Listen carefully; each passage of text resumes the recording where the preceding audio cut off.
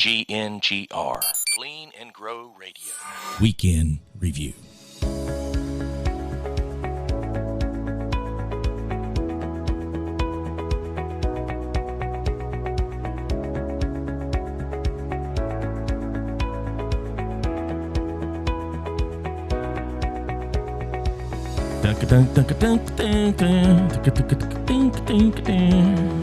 Hello and welcome. Thank you for joining the GNGR Week in Review.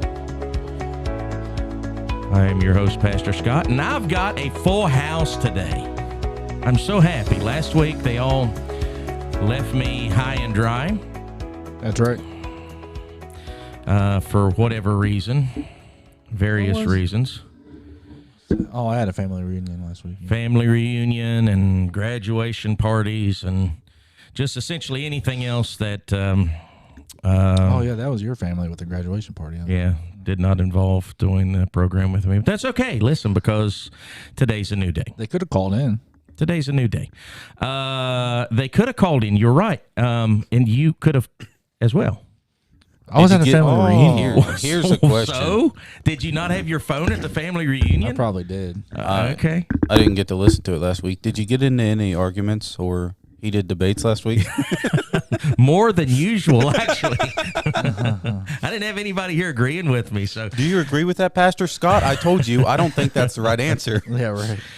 oh me. Okay. So anyway, got a lot on the plate. I've got a lot. To be honest with you, I got a lot of stuff that I didn't get through last week, and some of it pertains to what we got going on this week. And so I do want to delve into a few of those things, but. Number to call is 304-916-7845, and we are on the YouTube. At least I think we are. How's it going out there? All right, so we got some feedback. Everything looks good on the YouTube side. So if you go into GNGR.live, if you're there, that's Southern, ain't it? Mm-hmm. Yep. If you're there and you just scroll down to the page, you should be able to hit the little play button there and pull it up straight, the live stream for the Weekend Review on there. Listen, I can testify to this, that ain't none of it's much to look at. Yep. Amen. But the best looking parts of us in the other room. Fair enough. But anyway, if you're so inclined to look us up on the YouTube, you're more than welcome to do that. And I've got this up here. Listen, I don't know if I'll know how to work it, but I do have the chat online for the YouTube. So if you're on there, you should be able to throw out a chat or two as well. Go chat it up. Yeah, chat it up. So we'll test that out. If not, the number to call or text is 304-916-7845. All right, so I just want to touch on a few of these stories from last week before we get into this one. And then I'm gonna back up. I saw this story, and it was really what prompted me to ask you, son, if you remember watching Indiana Jones. You all have seen Indiana Jones, right? You all have. Hang on, lady. We go for wide. Short round. That was on Temple of Doom. I was a huge Indiana Jones fan when I was a kid. I had the fedora and all of that stuff, right? But anyway. Someone said something. Hello there. Hello. Everybody say hi. Hi. Hola. Hi. So anyway, it's working. There we go. Y'all keep an eye out on that for me if we need it. On the third one, I don't know. Do you all remember seeing the third one, Indiana Jones and the Last Crusade? I remember seeing That's the one with Sean Connery. Yeah. Okay, yeah. Okay. Do you remember at the very beginning of that, River Phoenix played a young Indiana Jones, and he was a Boy Scout, and they were on a Boy Scout trip? Keep going. No. Well, All I remember is like a couple scenes. I don't know the story or anything. Yeah, but you're young. These guys aren't so young. You ought to know this stuff. I'm 27 now. Yeah, but you're old enough to know. I mean, come on. It's been a long time since I've seen it. All right. Well, so anyway, at the beginning of the third one, See, I don't want. I'm not going to talk the plot points because I want to watch them with my son, and he hasn't seen them. But anyway, at the beginning of the third one, it shows Indiana Jones as a Boy Scout. Okay, and he's got on the garb and stuff that they had there. He had on the yellow neckerchief, and then the like the tannish olive shirts and the and like the caps that the what do they call them? The like the forest guys, like Smokey the Bear. Drill sergeants, you know, those type of hats. Oh, the round and brown. Yeah, okay. What you call it? Anyway, but I think they wore that type of hat. So at the beginning of it, he goes through and he has like a little adventure.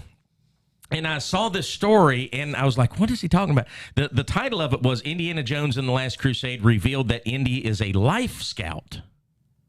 What's that? That's what I said. Is that what they call the Boy Scouts now, as Life Scouts? I think it's just Scouts. Fact checker. No, it's Scouts of America or something like that. Yeah, something like that. Anyway, but I want you to know that Indiana Jones was not a Life Scout, okay? He was a Boy Scout. Why? Because it was a Boy Scout back then. Well, where's that written? Where does it say? Where is it written in Boy Scouts that you have to be a boy? That's sexist. Well, it's used to say it right in the title. In the name Boy Scout. It used to say it right in the title. Now, I don't know. It doesn't. I don't guess it says it now. It's BSA or something like that, isn't it? That's what it was, yeah. Boy Scouts of America. Well, yeah, but I think they took out the Boy Scouts of America and just went with the acronym. America. America. But anyway, Indiana Jones, those are fun movies. You know, watch those when I was a kid. Aren't they supposed to come out with another one? Yeah, they're actually filming it now. He's like 100 years old. Yeah, Harrison Ford. Yeah. He's going to break a hip. Or both No hips. doubt. He's an older fella. I hope it's better than Crystal Skull. Yeah, that was goofy. Yeah, it was 1, 2, and 3 were good, and then Crystal Skull was down here. So maybe they got to make another one to redeem themselves. What was wrong with Crystal Skull? The whole alien junk at the end. I mean, come on, man. It wasn't. It turned it from Indiana Jones, the archaeologist from the the 40s, 50s, 60s, 70s era to a sci-fi film. Right. It just did not fit. Did not fit. I mean, the movie itself was okay until they threw in all that junk there at the end. Speaking of, whether they need to redeem themselves or what, I was talking about the movie. They need to make a new one to redeem themselves from the old one. And I thought about Rocky. Now, I liked all the Rocky movies. My least favorite of which, though, was Rocky V. Was the last one of the oldsters. I've seen maybe Rocky 1. You need to leave. Okay, bye. I mean, we just don't tolerate that. Really? Yeah. I remember. Hey, Scotty, can I tell the story about when you and Dantel were watching Rocky 4 at the house? Sure. All right, so we're watching Rocky, and my son hadn't seen it before. Rocky 4. Okay, so Rocky 1, is kind of the origin story. Won Academy Awards and all that, Oscars. And Rocky 2 is essentially the same type of premise, but Rocky wins at the end of that one. If you haven't seen it, sorry, I'm spoiling it. Rocky 3, you had Mr. T, Clubber Lang, right? And Clubber Lang, he was just a beast, beat him. And, all that. And then Rocky 4 was with Ivan Drago. Okay, and he was a huge Russian dude, and Rocky's not real tall. Sylvester Stallone's not real tall, and the guy, Dolph Lundgren, he was a big guy. He's a big guy. And anyway, we're watching that, and my son hadn't seen it, and him and Dantel, his buddy Dantel. How old do you think you were, Scotty? 10. You probably subtracted a couple years there, but maybe 10. We'll call it 10. We'll call it 10. And we're watching it, and at the beginning of it, Apollo Creed, he's like, "I'm gonna shut this Russian's mouth," and all this, and they get in and they get in that fight, and at the end of the fight, have you seen this? Yes. At the end of that fight, it only lasts like 2 rounds. At the first part of the fight, clubbers pop, pop, pop, pop. And then all of a sudden, the Russian guy from the corner goes, "Drago!" like that. And then Drago just comes and unleashing fury on him. Rocky's wanting to stop the fight, won't do it. He's got the towel in the second round, and Drago's just beating him down. And Apollo falls down, and he starts jerking. Starts doing that, and at the end, when at the end of it, it shows Rocky holding his head, and then the very next scene is like a funeral scene. I remember my son looked at me with his eyes real big. He said, "Did he die?" And him and Dantel, both tough little boys. They just cry. Oh, jeez. Oh, Some kids cry over Old Yeller and Where the Red Fern Grows. Scotty cries over Rocky IV. That was sad. It was sad. And some cry when their wife doesn't come eat with them right away. Yeah, fair enough. Is that Alex? All right, so let's move on. Let's get out of here. So, but Rocky V, and I forgot the whole reason I told that story. Rocky V was when Rocky went from the mountaintop and he got brain damage in his fight with Drago at the end of it, and he had to stop fighting. His accountant had stole all his money, so he ended up moving back to Philly, and they're living like essentially hand to mouth. Rocky opens up the gym, trains Tommy Gunn. And it just, again, it was kind of like Crystal Skull in that sense, right? It just is. And then they came out with Rocky Balboa when Rocky's like 65 years old, and amazing how his physique. Did you see Rocky Balboa? You didn't see Rocky Balboa? I don't think so. I've seen Creed. Rocky, that came before Creed, didn't it? Yeah, it came before Creed. It was kind of the final.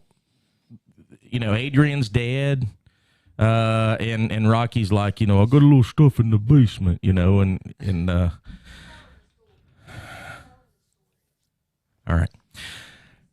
all right, yeah. Nobody's probably seen him. I was 15 years old, but okay. I'll stop telling the story so I don't ruin it for everybody. All right, let's move on to some news, shall we? I got this story here, and I thought it was interesting that we need to something that we ought to discuss, and that was this. This is from last week. Didn't get to it.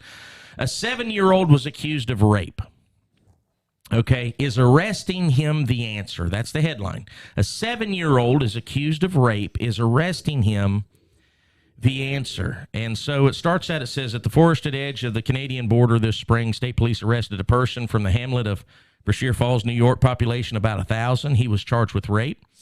The pain of such crimes also often tears small towns apart without rippling beyond their borders. But following the March 23rd arrest, news of the arrest ricocheted far beyond the hamlet. The resident charged with rape was a 7-year-old boy. And so little is known about the circumstances and all that. It says, but it says, what we know now, this is someone on the opposite side of the fence. Let me just ask this. If a 7-year-old would commit... I don't know. I don't know how a 7-year-old honestly would do that. But if a 7-year-old does that, should they be arrested? Well, yeah. I'm like you. I don't know how they would. I want to know what that 7-year-old has seen in their life. What, but I mean, in the home. I don't think I knew what rape was when I was 7. I'll grant you that. Yeah, but that's kind of the question behind the question. The question is, should they be arrested? What say you in there? Put in jail or what? I don't know. We really don't know the circumstances. Huh? How would it have to be a little girl? It could be an infant, it could be someone very small for a 7-year-old to be able to assert dominance over them. The question is, should they be arrested? Because this article is asserting essentially that he shouldn't. The science is not there to arrest him. Well, you educate him or something along those lines. That's kind of what the argument is. I just want to see what your all's thoughts are on that. Like, what do you do with him if you don't arrest him? Well, you'd have to have a firing squad. Confidence. If it's my child. You'd have to have a no doubt. You'd have to have a psychological evaluation or whatever. All right, so this guy says what we know now is that the science doesn't support prosecution of second graders, said Mitchell, who leads the Legal Aid Society Juvenile Rights Practice, citing cognitive science that shows such young children lack true awareness of the consequences of their actions and that emphasizes the psychological trauma of being cuffed and prosecuted. Mitchell is one of a growing number of experts now, across the country urging states to raise their age minimums. Cuffed and prosecuted. Are they going to put a second grader in the regional jail? I mean, that's the way their wording is. I think they're being a hair dramatic. Yeah. Well, second grader, if they get arrested, quote unquote, they're going to go to some type of juvenile. Yeah. Is there a juvenile center for second graders? Well, and here's the thing. Evidently, there's minimums on arresting children, and that is in well, it says here the incident in Brashear Falls in November is a video of police handcuffing and pepper spraying a 9-year-old girl in Rochester in the back of a police car in January have renewed focus on a bill that has continued to work its way through New York's legislature. It would raise the minimum age at which a child may be charged as a juvenile delinquent in family court from 7 to 12, except in homicides. In other words, unless they're 12 years old, they can't be arrested and brought into family court. I don't know what you do as an alternative. If you're below 12, commit whatever crimes. Yeah. Yeah.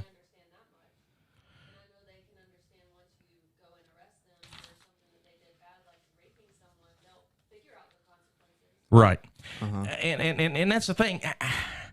You know, they say that a 7-year-old can't understand right from wrong. That's what they're saying. A 7-year-old doesn't have the cognitive ability to understand right from wrong. Yeah, they do. If they're raised right. I think that's crazy. My 7-year-old did. We've got kids in our church that's 4 and 5 that know right from wrong, no problem whatsoever. Right. That's nonsense. That is a excuse for the parents. That is an excuse for bad parenting. Yes, I would wholeheartedly agree there. And if they don't understand what is right from wrong, then it's not because they don't have the cognitive ability to. Right. It's because they haven't been taught to. Right. They haven't been trained. For these kids, and parents that have never been to church and probably don't even own a Bible. What are they using to distinguish right from wrong? Tradition, their inclinations. That's the way everybody does. That doesn't hold to the Bible. Right. The Bible tells us what is right and wrong. Right. And if we don't have any regard for the Bible, then what we deem as right and wrong is simply up to anybody's subjective thought on the matter. Yeah, well, you can see the way the world is going, that if people are left to do that, just how little is considered wrong. Mm-hmm.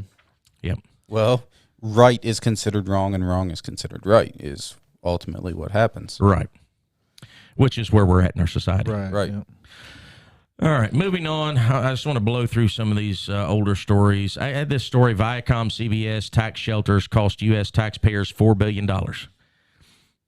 And the story details out how these large corporations that are multinational, Viacom CBS, they broadcast and they have movie properties where they will play them in the U.S. and they will play them in China and they'll play them in, wherever else, Europe. And what they do is they work their paperwork in a manner to essentially say, well, okay, we're not based in the U.S., we're based in Denmark, or we're based in Germany, or we're based here. And all it is simply filing certain paperwork. Right. And they allow that to, that allows them to take advantage of lower taxes in other countries.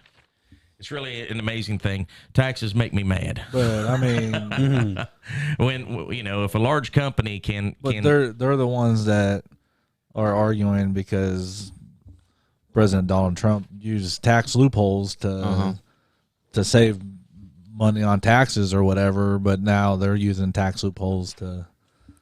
There's no reason why we should have the tax system that we do. Right. No, I agree. It is entirely too convoluted. Mm-hmm. It would be very simple to fix.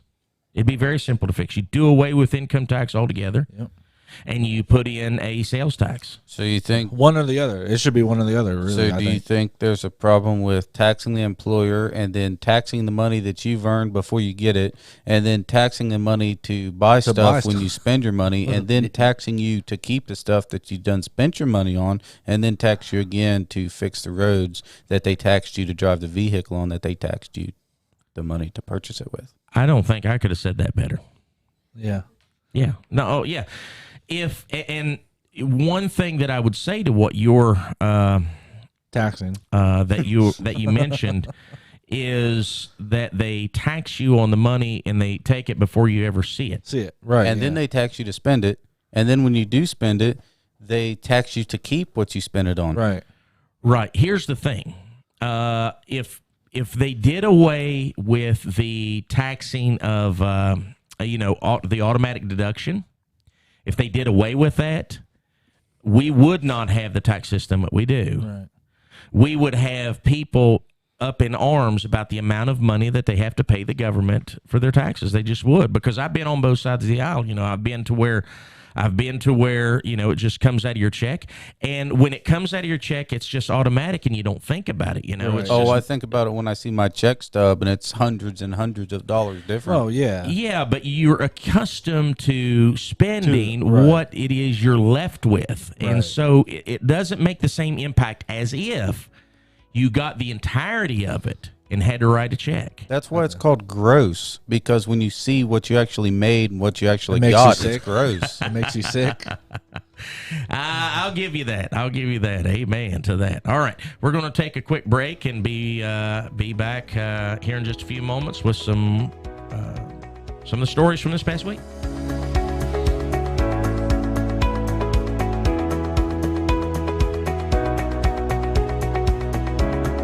GNGR, Clean and Grow Radio. Weekend Review.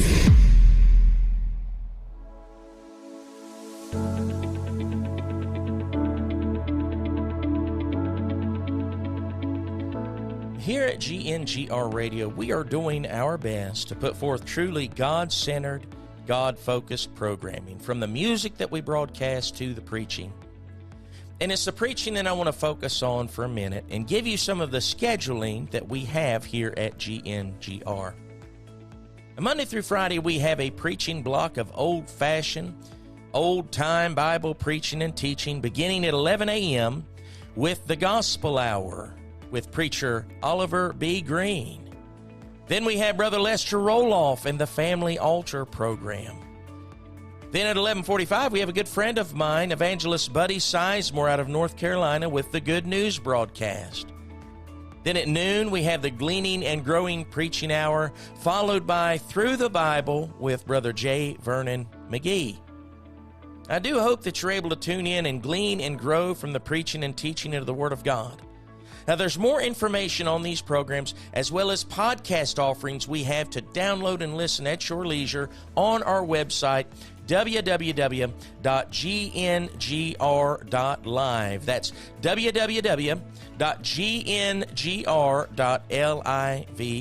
Once again, that's Monday through Friday, beginning at 11 a.m. Until then, may God richly bless you along your way.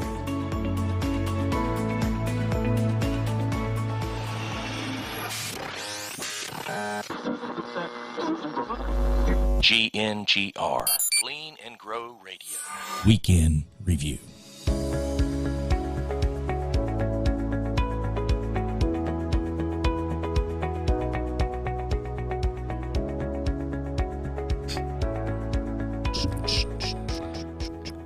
Hello and welcome back. Thank you for joining the GNGR Weekend Review.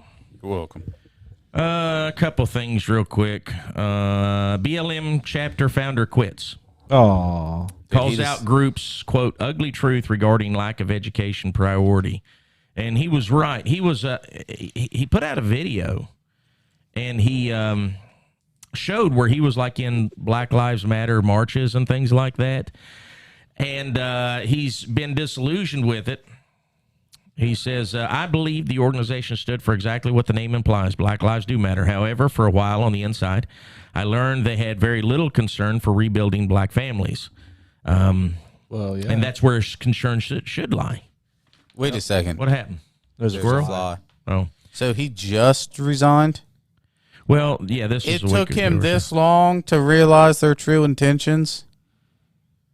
so. Evidently. Evidently. And, you know, that's something, because I had another story somewhere in the stack that I don't think we got to, but Michael Brown Sr. Quit the Black Lives Matter movement, and they started a new one. Even Blacker Lives Matter. Well, I was thinking, you know, they were saying, you know, Black lives maybe don't matter so much. Just from I don't know what they're saying, but yeah, Michael Brown Sr.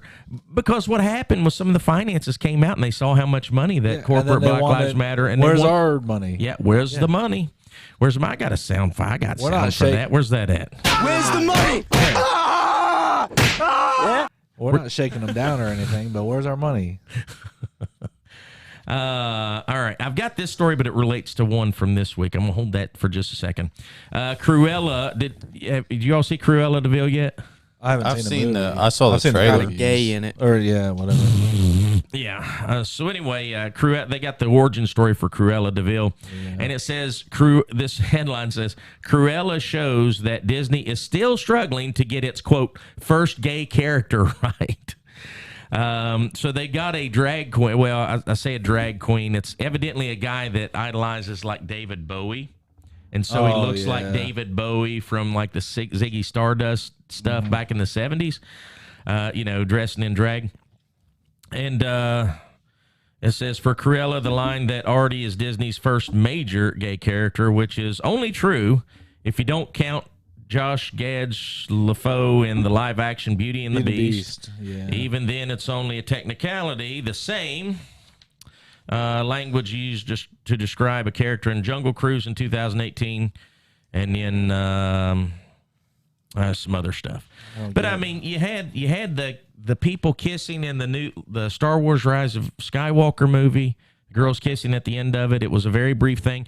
You had the guy in the Avengers movie talk about, you know, his dating a boy, and so they keep throwing these bones to the sodomite crowd.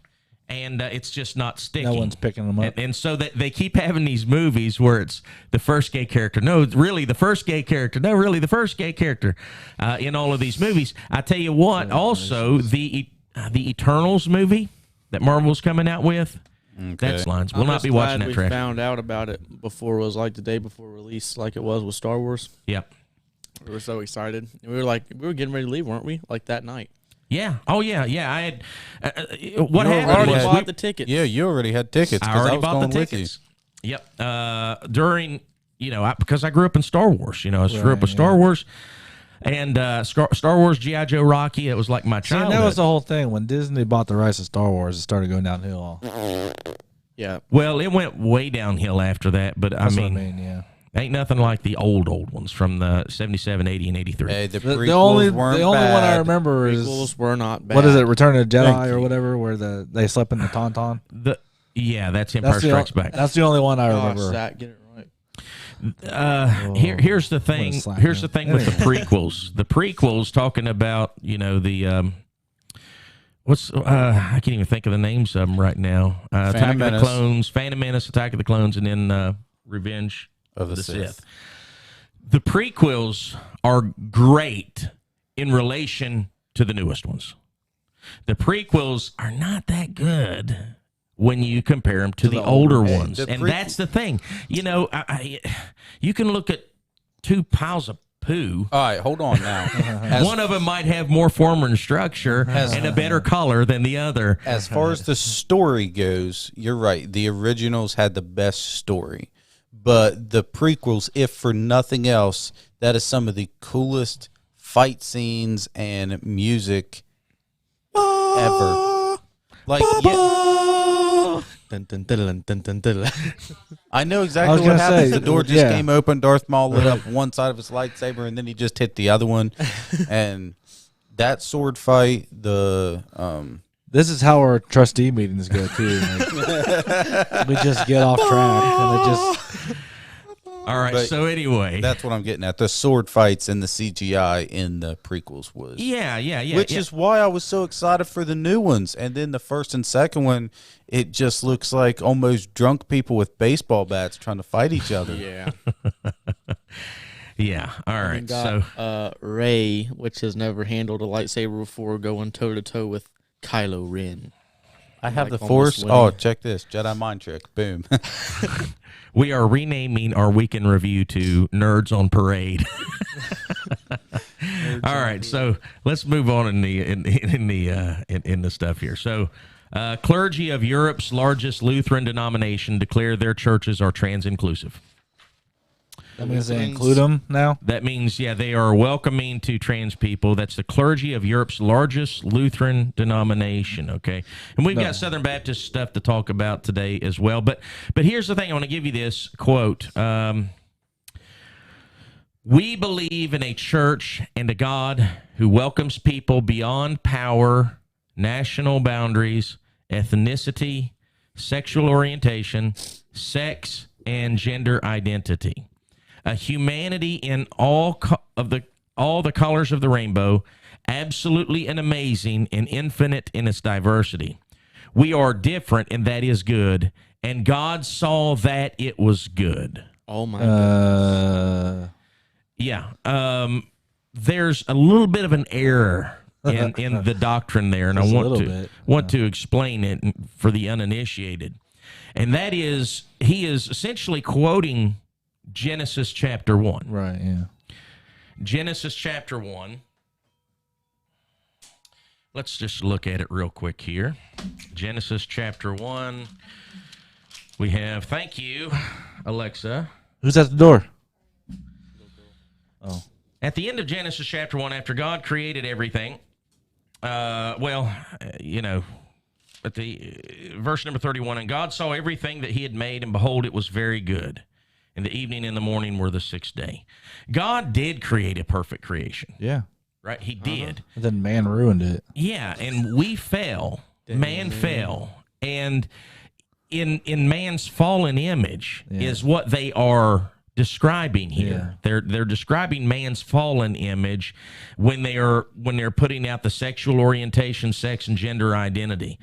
As far as ethnicities and race and all that stuff, of course, I have no problem with that. Right? I have no problem with that. But when what they're doing is they're mingling truth and error. Mm-hmm. Right? Mingling truth and error, mingling good and evil. Well, to do what they're doing is making one part of the Bible contradict another part in it. Right. So obviously right there you should know. My pastor always says that, there's a couple of places in the Bible that say the same thing differently. So if you think you understand something, but it contradicts something else, then you do not have the correct understanding, because the Bible is perfect and it will not contradict itself. That's exactly right. He's a pretty good pastor. That's a good pastor, yeah. I'm not paying you for that. But the same, in 2017, the denomination told clergy that they needed to start using gender-neutral language when referring to God. Kidding? No. What? And avoid masculine terms such as he and Lord. I don't know how Lord is masculine, but they're saying that that's masculine. But think about that. sexist. The denomination told clergy they needed to start using gender-neutral language when referring to God. Do you know? That's a whole new version of the Bible then. The Lutheran version of the Bible. You have to change everything. No, they don't care about the Bible. I mean, that's know the thing. that, They don't but care about the Obviously. Bible. But do you know how I know that God is a man? Because God made man in his own image. Right. God made man in his own image. God made woman from man. For God so loved the world that He gave his only begotten son. Yeah, like For God so loved the world that they gave their only begotten yeah, them. I don't understand. Yeah, how my That pronouns just are don't work. my pronouns are they them. Those are multiple.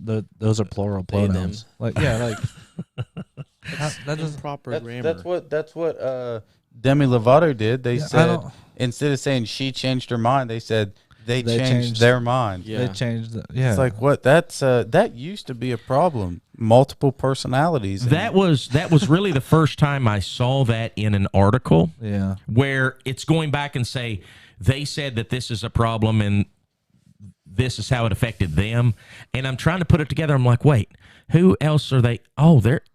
They're referring to her as the them there. Yeah. That's really the first time. But honestly, I'm seeing it more and more and more. Yeah, I'm seeing it more and more and more. 10 or 15 years ago, if you would have talked like that, you would have got a special room all to yourself in this nice little jacket where it taught you to hug yourself the entire time. Okay? Now you get put on TV and they're like, yeah, good for you. The 62% of Americans oppose allowing transgender girls to play on biological girls' sports team, Gallup says. Good. I can't help but think of the State Farm commercial every time. She sounds hideous. Well, No, she's she's a a guy, dude. so. Who are you talking to? Jake from State Farm. Well, he sounds hideous. What are you Well, wearing, Jake, from State Farm? Khakis. And then there's another article I'm not going to place out, but it's LGBTQ youth suffered during the pandemic. They need all hands on deck right now. And it just speaks to the victimization. Well, of, that's not their correct pronouns. Maybe they. Maybe it's them. All They, it them. is all of those. They it's a mental disorder, and most of it can just be it's a mental disorder for the absolute feeling of need and desire for attention. Yep. we're going to get into the mental aspect of it. You're absolutely right. I mean, some of them are farther off than that, but I think the majority, especially as of right now, because everyone who says they're coming out gets all this attention and praised and whatnot, and then these kids, are sitting there and saying, well, I want that attention too. I'm a shim, and it just goes from there. Look at me, I don't know what I am. I mean, even Pinocchio wanted to be a real boy. He ain't getting no attention no more. Gracious. Macy Gray. Do y'all know who Macy Gray is? Yeah. I think I've heard She that. tried to say goodbye, but she choked. That's one of her old songs. She's a singer. Oh, bye, but I choked. Tried to walk away. Yeah, But that's the only song that I know of. Kayla And says that, that's the wrong person. no, it's not. But it might be My right. welcome both when you are not there. Yeah, she sounds like she's That's the way she sounds. a smoker. She Yeah. sounds like she's a smoker. Yeah, that's what she sounds. But I know her. I know her from that song from 30 years ago or however long it's been, 25 years You ago. guys are too young to And then remember. she had a bit part in the first I think it was the first one, first Spider-Man movie. Okay, with Tobey Maguire. We really are nerding out today. All right, who was it? Big time. Yeah, it was the first one because they were having the parade and the Green The Goblin skyscraper? came in. Yeah. Yeah. And she's got the black woman on stage singing with the afro. Oh, and she's yeah, going yeah. like this, Okay. and then she's that's her. So anyway, she is saying we're going to take a break here, and then we'll get to this story after the break.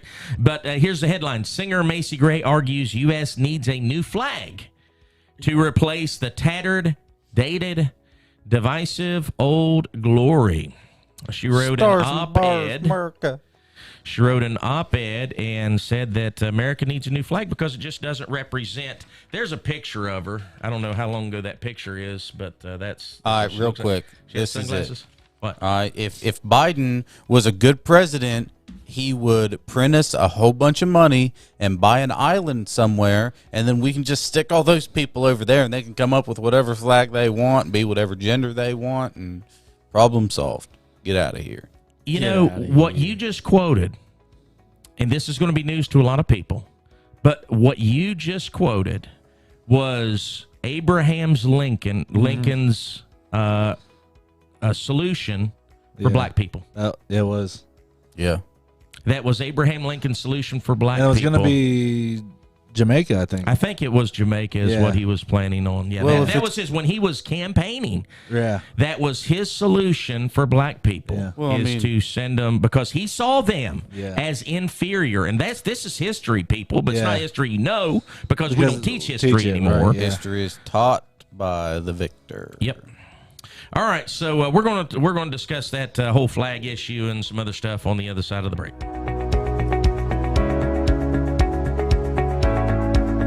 GNGR, Clean and Grow Radio. Weekend Review.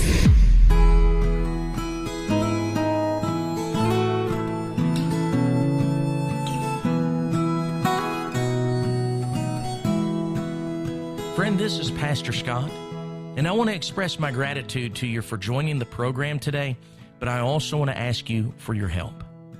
This ministry, both the radio ministry as a whole and the programming that you're listening to right now, is in need of partners.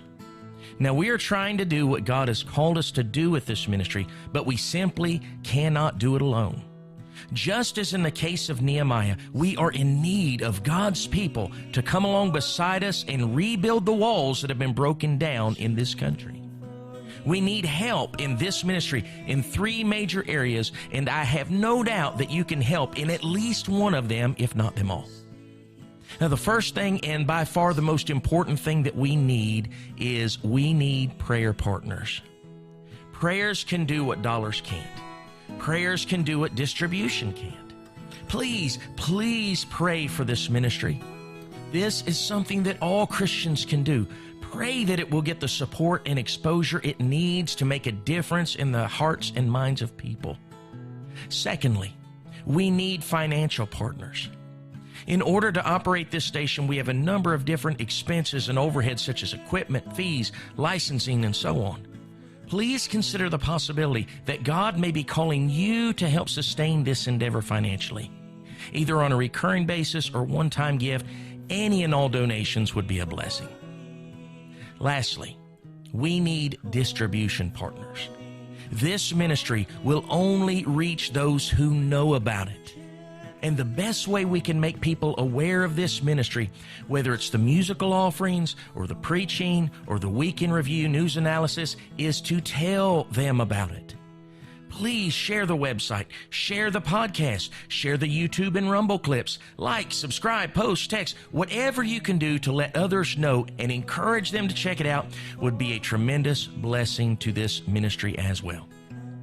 Now, if you believe that this program and information will help combat the ungodly nature that is setting in our society, then you can do at least one of these things to further the cause of Christ in these last days. I thank you. I so appreciate your prayers and support for this ministry. God bless.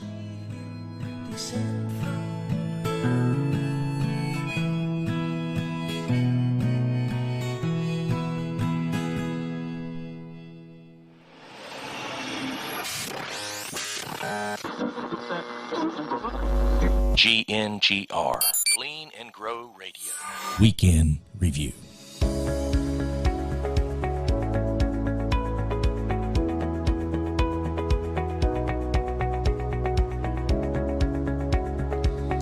Hello and welcome back. Welcome Thank you back. for joining the GNGR Weekend Review. Yep. We were looking at the front side of this break on singer Macy Gray, how she gets a platform to write an op-ed. I don't know. I don't remember where it said the op-ed was written in. She got a platform without coming out. I think she was I'm not sure. I don't know if she's. That's how you get a platform nowadays. Okay. She might come have out been real out. quick. I don't know. I'm mentally unstable. Congratulations. The number calls. Brave soul. What? Bless his heart. What do you say? Brave soul. Oh, yeah.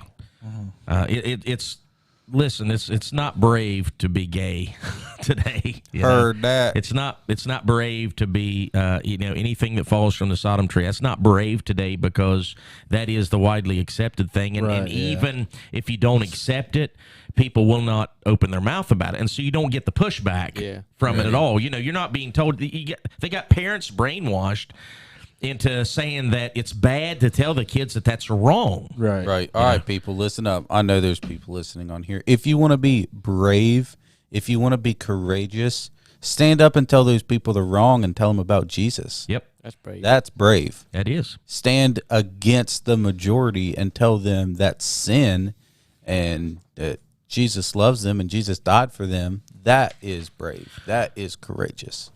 Yep. That's the truth. Fax, no printer. What?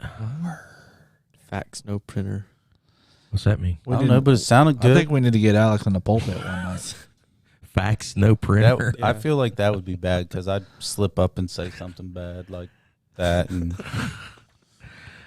All right. So, Anyway, Macy Gray. yeah, Macy Gray. Anyway, basically. She argued that Old Glory has replaced the Confederate flag, implying it as a symbol of racism. She's an idiot. all right, does He's she an not idiot. realize? Here's Oh, a history. I'm sorry. I fact. No can't say longer. that. Wait a minute. It's no longer Zach. represents Can't say that, all of us. It no longer represents all of us. Gracie wrote, "It's not fair to be forced to honor it. It's time for a new flag." How does it no longer represent all of us? First of all, who's being forced to honor it when people are kneeling? Yeah. I like being how forced to honor. I like how she said it replaced the Confederate flag because when the Pilgrims first came here, we had the Confederate flag, and then after the Civil War, we switched over to the one we have now. Yeah. Right, yeah. You get to a point that I want to make here. You might have already made it. But she says that she went on to say that the new flag should have 52 stars, with the new pair representing Puerto Rico and Washington, D.C. She claimed both the U.S. territory and the Caribbean and the nation's capital city deserve statehood, and that the supposed purity and innocence represented by the flag's white stripes is a fallacy. She says, America is great. It is beautiful. Pure, it ain't. It is broken and in pieces. She suggested the stripes could be off-white and the stars, the, quote, colors of all of us, your skin tone and mine. This is insanity. Yeah, Insanity. all right, here we go. Okay, well, if they got a star on there, we'll give Puerto Rico and DC statehood, but we'll take away California and New York statehood. Yes. There we go. That way they actually lose delegation, right? Because Oh, yeah. Yeah, So they would there we lose, go. they'd lose I think delegates. it's yeah, we'll just call there we go. California its own place. California. We'll just stand. call California DC, and then The conservatives have been trying to split up California for years. yeah, because they want more. The rural Californians, Yeah. the sharecroppers and all that stuff, they do not feel represented. Right. And I understand why they don't feel that way. And they want it split up into 3 states. However, the liberals don't want that because, they are able to have more delegates because they have. We don't need to split it up. We just need to cut it off. Yeah. Let it float on out there. Maybe it'll get to I said Japan. there's good parts of California. It's just not the coast. That's a risk. A little leaven leaveneth the whole lump. Right. Oh, man. Now He I just dropped the Bible on my head. I know Oh, my goodness. that We was just need to- that was so impressive. Damn. We Look, just need to cut it all man, off. I felt the right? effects of that one.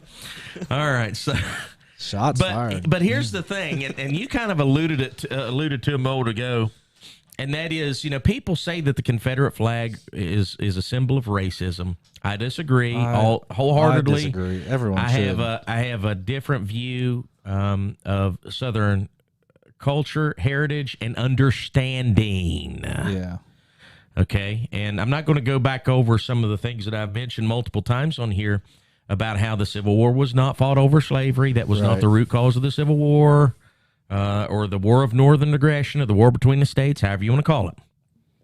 But, the amazing thing is that there was not one slave that was brought to this country under the Confederate flag. yeah, Not one, but they were all either brought here prior to or after America was a country. And so I understand that part of her argument, but what doesn't make any sense to me, with what she's saying is, she says it no longer represents all of us. If it no longer, when did it? Right. When did it represent all of you? And why, if it did at one point, why doesn't it now? Look at it this way. She's close. If we want to do away with a flag that represents racism and oppression and redo the flag, then we need to redo the DNC's flag. That's the one that stands for racism. What is their Do they have a flag? Oh, I'm sure they do. They have a banner or something. but But they're the ones that's saying that's racist. Hey guys, hey everybody, that's racist. Don't let them do that. I to do you. think That's their racist. mascot represents the DNC very well, though. Yeah. That's true. Oh, what do you mean? Oh, you know what I mean. Oh, All right, no. so You already know. I've got this picture, this story here, and it's very interesting. I think it'd be a very interesting discussion I'll talk about. This man is accused of murdering. He killed his girlfriend and his daughter. I think he shot the girlfriend.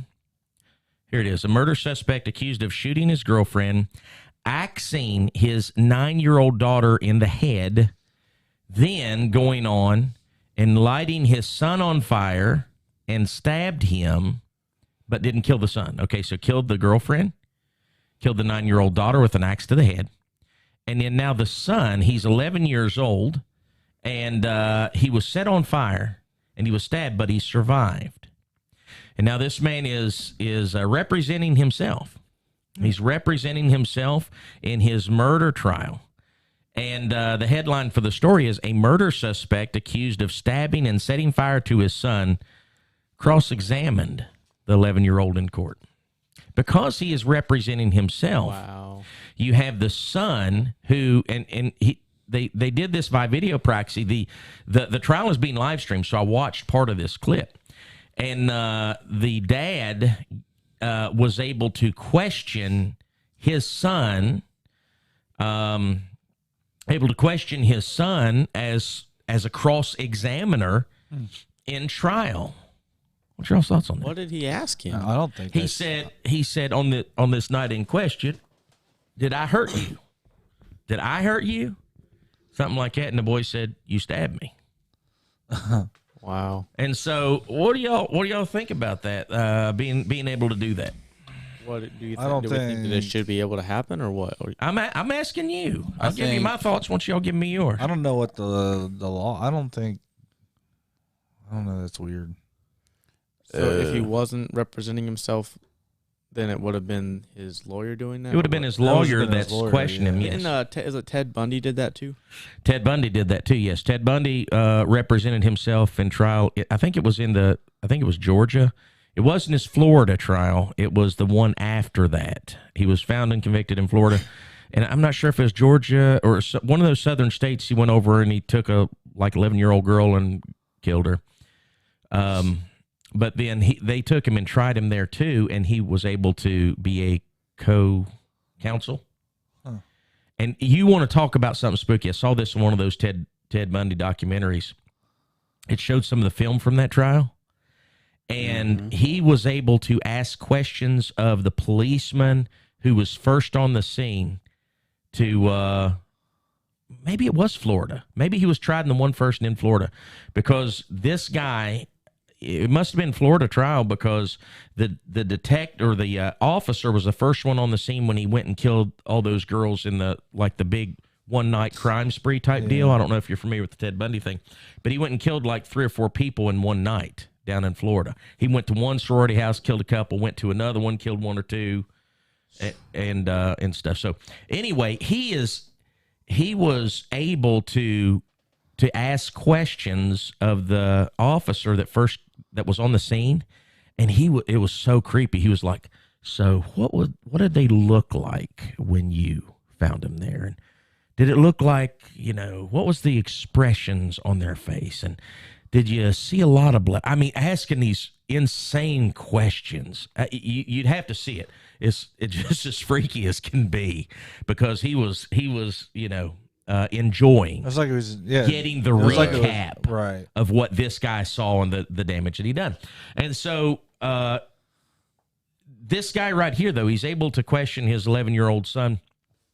I mean, what do y'all think? Should he be allowed to do that or not? I think if it was an adult, that'd be one thing. If the kid was an adult, but I think it is shameful for whoever's in charge, whether it's the judge or whatever, to put the judge in to put that 11-year-old through that. I mean, think about that. That is your parent. He set you on fire and stabbed you, and now this judge is going to make you. Well, what about, victims of rape and stuff like that? Because they have to do that. Victims of rape, if they are to, go to trial and the man who did this. Well, would be sitting there and they wouldn't be asking questions necessarily. But they could. They could. I think is what he's getting at. They could. So what do y'all think? I don't know. If it's I think an adult has if it's child molestation, the children have to testify too. Yeah, I think there's a way to do it with children that would be different. I don't know. You see, I think as far as the guy goes, though, I think there's a couple of different things you could do for him. A chair is different from a lazy boy. Yeah. A rope swing, Different. however you want to do it. He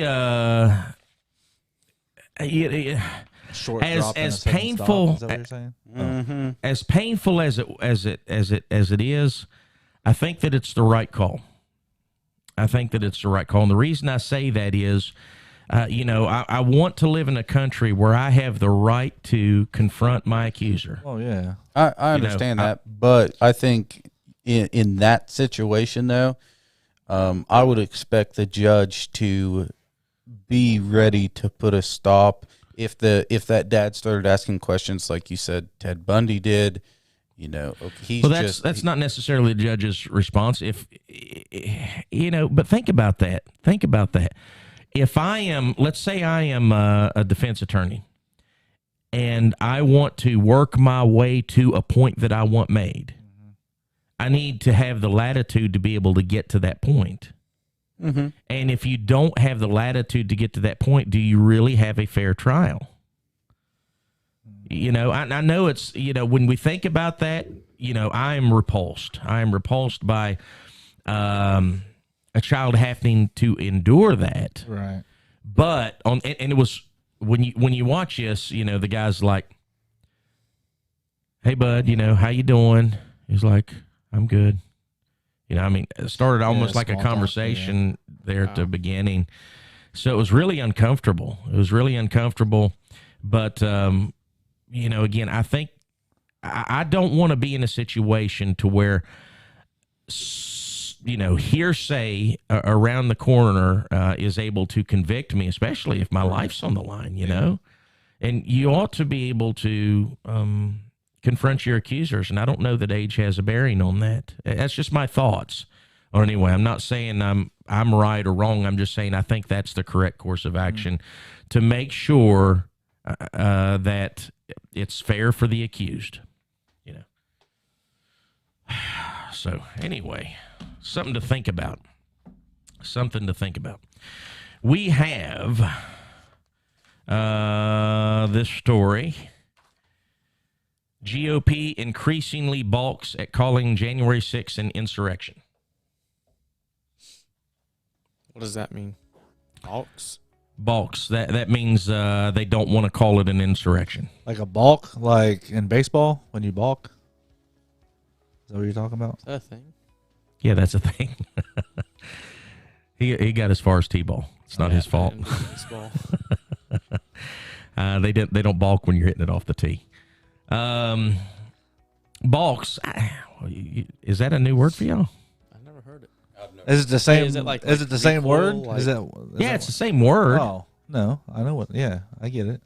Balk. Well, it would be in the same connotation too, because a balk on a chicken does. The balk when you're pitching is when you act like you do something but you're not going to do it. You withhold, and to balk at something is to withhold. Yeah.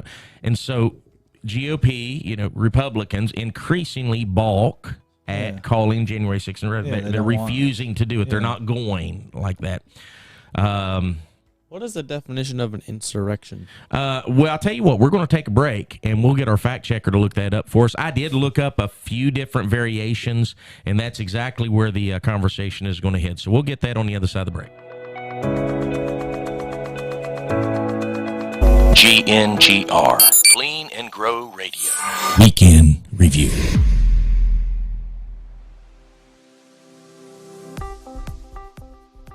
Friend, I want to take a moment and tell you about our podcast offerings here at GNGR. Now, some of you might be thinking, what is a podcast and how much does it cost to play it? The truth is, you don't need any special hardware or anything like that to get a podcast, and the podcast itself doesn't cost you anything either. A podcast is simply a digital program that you can either download or stream to hear the program when you want to hear it. So if you miss a program, you can go back and listen to it, or if you like what you heard and you want to share it with someone else, you can do that there as well. Now, you can stream and or download the podcast for Gleaning and Growing Preaching Hour and the Week in Review on our website, www.gngr.live. If you just scroll down, you'll see the links to those podcasts right there. It'll take you there to them. So I pray this information was helpful to you, and it will give you an avenue to hopefully be blessed and share it with others so it may be a blessing to them as well.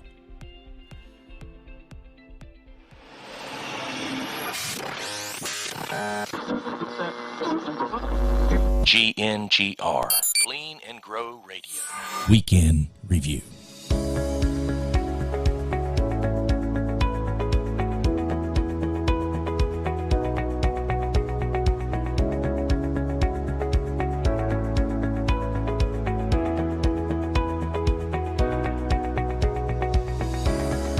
Hello and welcome back. Thank you for joining the GNGR Weekend Review.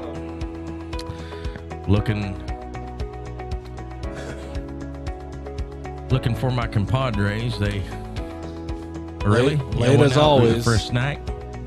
Were you knacking? Yeah. Was that a Pop-Tart? I just saw a video the other day. Like, it's been years since the Pop-Tart was invented. We have the technology to have the frosting go all the way to the edge. Why don't we do that? Like, are you talking about the sides or the one edge that doesn't have it? no, All of it. all like to the sides, all the way. It's 2021. Put the icing Yeah. clear to the sides. That's on, just like guys. pizza. Why does pizza have a crust? I don't know. You could leave a little place for like your two fingers that way you don't get them greasy. But other than that, put that cheese to the crust. I paid for a whole pizza. We're getting way off topic. If they put the icing all the way to the edge on the Pop-Tarts, I don't know if I would be able to eat them Why? because I have a system. Do you take the crust off the outside first? No, I do. I don't. Well, I bite it off. I don't pull it Yeah. off. I eat all the part that does not have the icing first. Me too. Then I eat the crust with the icing. Then I eat the middle good stuff. Yeah. I mean, that's just. Yeah. I do the same And thing so- with my nachos. I think I'd be like that, calf with looking at a Newgate. If I saw a Pop-Tart Right. with icing all the way, I was like, what do you do with that? Yeah. I think one of the best. I like the cinnamon brown sugar, That's OG Yeah. right there. and Katie likes the Christmas ones with the sugar cookie.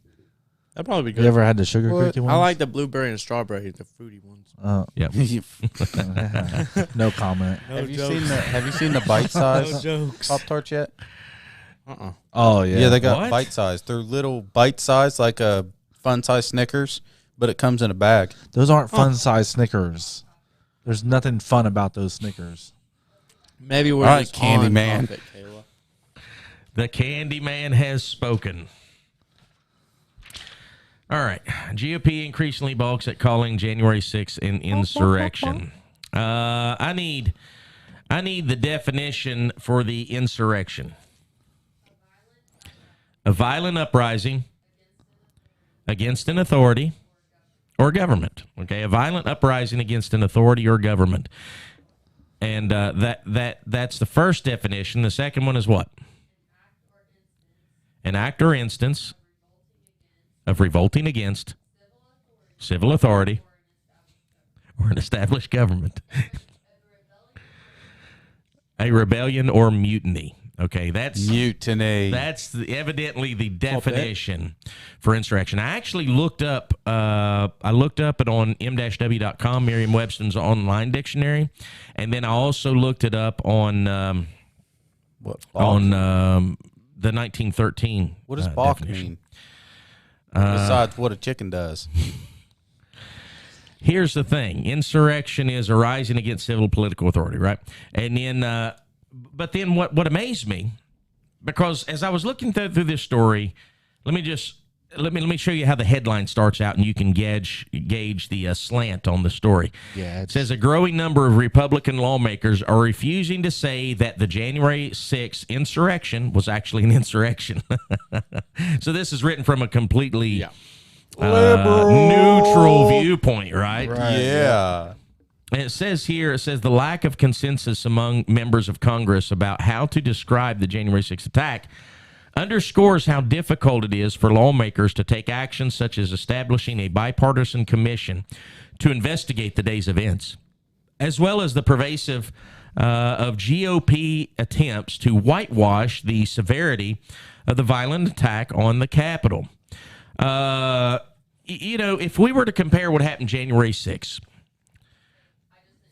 to what happens every night in Portland. Yeah. Or the south side of Chicago. Yeah, but supposedly in Portland. Supposedly. What did I say? We looked this up one time. I was like, you keep saying supposedly, and that's not a word. And that's like, yes, it is a word. Yeah, but we looked it up, and supposedly is a word, but it's not what he means most of the time. He normally means supposedly. I'm going to fire the English police. Hey, some of this, like this article right here. I'm reading it.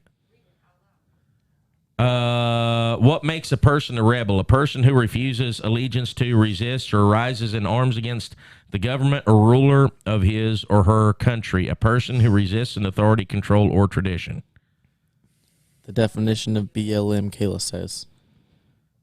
No doubt. The way they write these articles, it'd just be like me saying, hey, I'm going to write an unbiased article on DC versus Marvel. And then I release the article and it says, here's why Marvel is dumb and DC's better. Yeah. But when we're talking about what happens in a place like Portland, where they're literally night after night after night having protests, right? Mm-hmm. Yeah. And then... Mostly peaceful. Well, no. Mostly peaceful. Did you notice the word that I used? I didn't say insurrection. Mm-hmm. I said protest. Yep.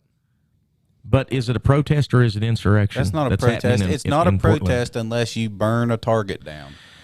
Now, that's a peaceful protest right there. Let me give you the definition for protest. Okay. And peaceful? No, just protest. To make a solemn declaration or affirmation of, to proclaim, to display, or to protest one's loyalty. Okay. That's not the way we're using it, so let me go to the other one. To call as a witness in affirming or denying, or to approve an affirmation to appeal to, such as they fiercely they opposed my journey strange with clamorous uproar, protesting fame supreme. To protest a bill or protest law or a note.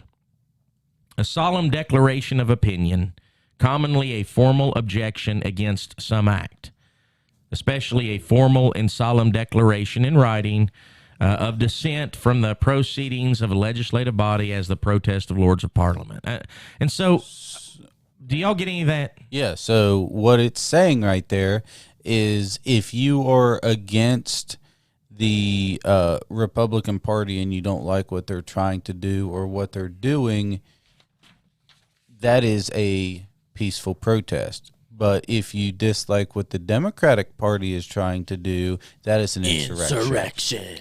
Pretty much. Yeah. And it's amazing as you read through this article. Well, I already showed you the slant, right? I already showed you slant, so you can see which way it's headed. They are protesting. That's not even a slant. That is a steep slope. Yeah, But they make part of the argument. Louis Gomer, however you say it, the guy from Texas, he put up a similar bill because there was a it's not a constitutional amendment, but it was a bill. They're wanting to honor the California police for what happened on January 6th. Okay, they're wanting to honor them somehow, and you had a handful of Republicans went against it because it was called it an insurrection, and that it was on the temple of democracy, I think is how they worded it. And they didn't like the way it was worded, so they went against it. And part of it was because of the insurrection. Louis Gomer, he was trying to honor them, but without that language. And in the article here, it says Louis Gomer introduced his own counterproposal to award congressional gold medals to the Capitol Police and D.C. Metropolitan Police that conspicuously makes no specific mention of the January 6th riot. So they're just going to honor him. Right. Okay. Gomer's bill states that Brian Sicknick and Howard Liebengood of the Capitol Police, as well as Jeffrey Smith of the Metropolitan Police, all passed in January 2021 without noting what event led to their deaths. Now, we've talked about how this insurrection was so deadly, right? The deadly insurrection. Well, it didn't come out until, maybe 3 weeks ago. What Brian Sicknick, how he actually died. But were you all here when we were discussing that? Brian Sicknick, he was stroke. Right. He died of a stroke. Yeah, like the next day, I think it was. And the story was out there that he was hit in the head with which was all fabricated. It was all a lie. Right. And then they've got these 3 police officers. Well, I looked them up. And, Brian Sicknick, he died the next day of natural causes. Like I said, it was either stroke or heart attack. I think it was a stroke. This Howard Liebengood and Jeffrey Smith, they both committed suicide. They both committed suicide, one 3 days later, one 9 days later, and they're saying that event, I guess, caused them to do that. Like a suicide or like a Clinton suicide? Well, I would assume suicide, but there is certainly Did they commit suicide or did they get suicided? Back off. Well, kill yourself. I know for the fire department, I know, say we go to a house fire today and then tomorrow I die of a heart attack. Mm-hmm. It's considered a why? After 24 hours after. Why? I don't know. That's just how the insurance looks at it. Well, it's insurance, but that's not reality. I know. But that's just how but I'm not saying that. Yeah, but he definitely did not get hit in the head with the fire extinguisher. Well, no, he didn't do any of that, and I don't understand. Suicides, I don't understand how you can relate them, but that's just me. Yeah, I don't. But the amazing thing is they're wanting to give congressional gold medals to the police department. Now, one thing we don't know is these 2 men committed suicide. It could have been a very tragic event. We still do not know who the only death that was caused that we know of from January 6th was the lady that was shot by someone in authority down there, whether it was Capitol Police or something. Right. And it, for all we know, it might have been one of these 2 guys right here. Right. I don't know. And we don't know because why? They haven't released any information. Mm-hmm. They're keeping us in the dark about that. Which is crazy because the victim's parents should know, or family should know who killed their daughter. Would you just calm down? You'll get your information just as soon as we figure out how to twist it for our agenda, okay? Yeah. And the thing about it is, though, who is honoring the Portland police? Mm-hmm. That are dealing with this junk every day. Right. They're dealing with this junk every day. I've got a story here that I didn't print out. But in this story, there's a peaceful protest. They're not having to do anything. If you go by the definition of insurrection, any of this can be cited insurrection. Right. I mean, honestly, because that's none of it by definition is protest. But if you're going to call one, you have to call the other. Right. Because what's happening in Portland and what's happening in all those BLM riots and everything that was going on this past summer, all of it was contempt against the government, right? It was all geared toward the ruling authority. And so by definition, you could label it all insurrection, but don't call one an insurrection and not the other. Right. Mm-hmm. But the way I understand insurrection is the attempted overthrow of a government. Mm-hmm. And none of it was that. Right. At least not what happened in January 6th. But I have this story here. Portland's police riot team all resigned. Oh, yeah. I just saw that on the news. There was an officer, one of their riot gear officers that pushed in. The story is they pushed and hit a reporter down. There's video out there of it. Did you see the video? No. Well, he took his baton and they were trying to clear an area and they pushed this and the I think it was a woman, she fell down like that, pushed him, and then after she's on the ground, he popped her again in the head. And right, wrong, or indifferent, she's also a protester. Well, but because I guess she was taking pictures, she is a photographer. And when this whole thing started, it was when Trump got elected back in 2016, right? Yeah. Yes. Yeah. And then all the stuff happened in D.C. and my brother's like, well, he was a reporter. I said, just because you have a camera out doesn't make you a reporter. Yeah. Right. And I said it's just like in Afghanistan or Iraq. If you have an AK-47 or an RPG and you start shooting it at me, and then all of a sudden you have a camera in your hand, does it mean I can't shoot back at you? Right. And I have a sword at the house, and yes, that makes me a ninja. But it's like you could do one. You could start throwing rocks as a protester, and then all of a sudden you have your iPhone up and no, I'm a reporter. I'm a reporter. Come on, man. The entire riot team quit. Now, you have to caveat that a little bit because if you just read that headline, it looks like they resigned their jobs. They didn't. Right. Yeah. The riot is a voluntary position to be on the riot squad or whatever. It's a voluntary position. And so they quit the voluntary position of the riot squad. Right. And they're just, I guess, the regular police officers now. But all of them quit because they charged that guy criminally. Right. They charged that police officer criminally for what he did. I didn't see it. I don't see how you can charge it criminally. For multiple reasons. Number one, listen, if you're not down there causing havoc to where they have to get the riot, squad out after you to clear the area, it goes back to the whole thing. Just listen to the police officers. Yeah. Just, if there is an uprising, which is what's happening there every night, they have, the right and ability to clear certain areas. You listen, go protest, but go protest down that way. Right. If you're throwing Molotov cocktails, we're going to send tear gas or whatever. Yeah. So they all quit in protest of that. Where's their medals? Where's their medals? Why is it the Capitol Police, which I have nothing against them, God bless them, for the job, but why are they getting? And the answer is because it's all political. Right. It's one more way to try to keep the January 6th insurrection incident protest in the news to try to muddy the Republican Party and Donald Trump. All right, I want to get into some church news here. All right.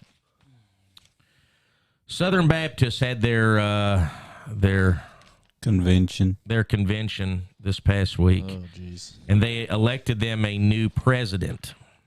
And I saw one story, and I don't know that it doesn't say it in this story, but the headline is this: Southern Baptists reject push from the right in election of Ed Litton as president.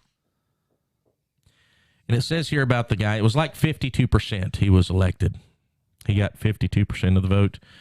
The Southern Baptist Convention rejected a push from the right in a divisive vote on Tuesday, electing a president who has prioritized racial reconciliation and approving a measure that rejects any view of racism as anything other than sin. But what does that mean? That's my question. Right. What does that mean?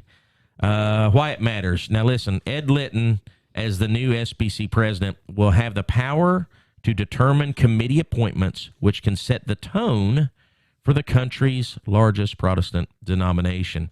If they're Baptist, they're not Protestant. Right. Just want to say that. They're not Protestant.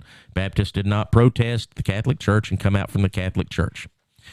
That would be the first thing. But this is, one reason why you ought not to be part of some national association. Provision, right, yeah. I don't want some jackleg over yonder dictating our policies and what we believe in. Nor do I want that to be part of the reputation I have to carry. Right. And think about that for a minute. You got people in the United Methodist Church. Is that what it means when we say we're independent Baptists? Yes. Yeah. The United Methodist Church, they've been supporting the LGBTQ since before it was cool. Yeah, they have. And, if I was in I don't know if there is anymore. I know there used to be. But if I was in a conservative United Methodist Church, I would, I would strongly consider how the UMC reputation affects me. Right. Because it does. If you've got a 99% liberal ideology, 99% liberal reputation, and if you're a conservative-minded person in that mess, then that reputation bleeds over on you. Right, yeah. Guilty by association. Right. Guilty by association, which, that's a lesson for all of us Christians. Right, yeah. Because whatever we do proclaiming to be Christians, that reputation, Christ's reputation, will be sullied. Yeah, exactly. Yeah. If we live sinful and, such as that. It's about the story about how your mom always saw Christians acting like a fool, and she said, I don't want any part of that. Yep. And then good Lord knows that we prayed hard enough, and you prayed for 20 years, and God worked in her heart. Yep. So, all right. So on this story here, there was he narrowly defeated Mike Stone, a Georgia pastor backed by the far right, according to the Washington Post. Stone supported a push for the convention to denounce critical race theory, the belief that systemic racism has been baked into legal and other institutions to maintain white power. The measure did not pass on Tuesday. And so the Southern Baptist Convention would not take a stand against critical race theory. That's what that means. And again, this is probably as concise of a definition as you can have when considering what critical race theory is it is the belief that systemic racism has been baked into legal and other institutions to maintain white power. Okay. Critical race theory is a divisive thing, and it divides white people from black people from white people, and puts labels on black people as the victims, right, and labels upon white people as the oppressors. And the whole legal system has somehow been jerry-rigged to, be pitted against a color, person by the color of their skin. That is just wrong. It's just wrong. Just because a law might affect a group of people more than it does a different group of people does not mean that the law itself is inherently racist. Right. Let me demonstrate this. The laws against polygamy. I guess we still have them. We still have them.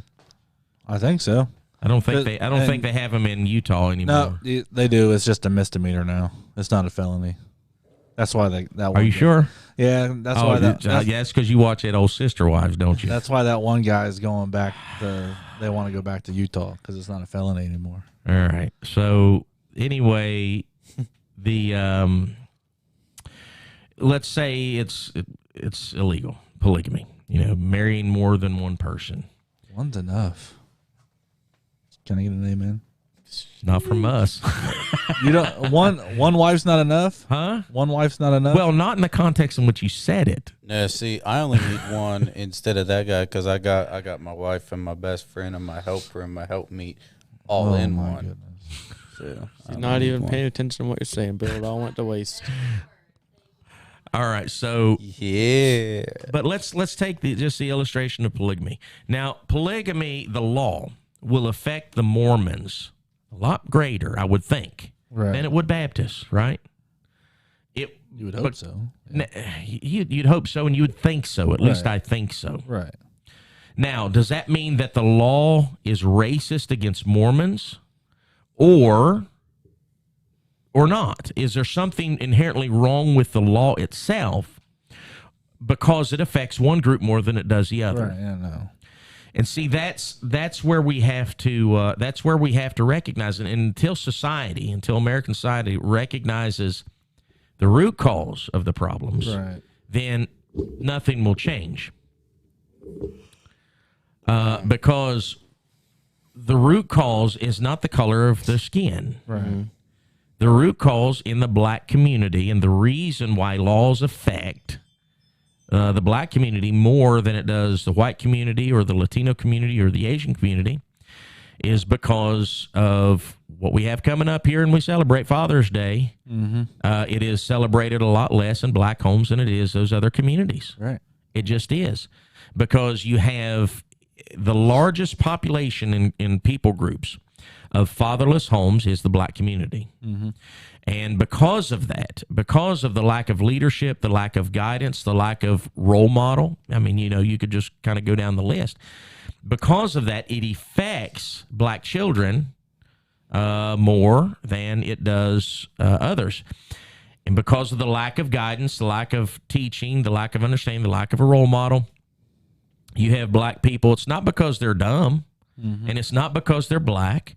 You have more of them moving towards illegal lifestyles than you do white people, Latino people, Asian people.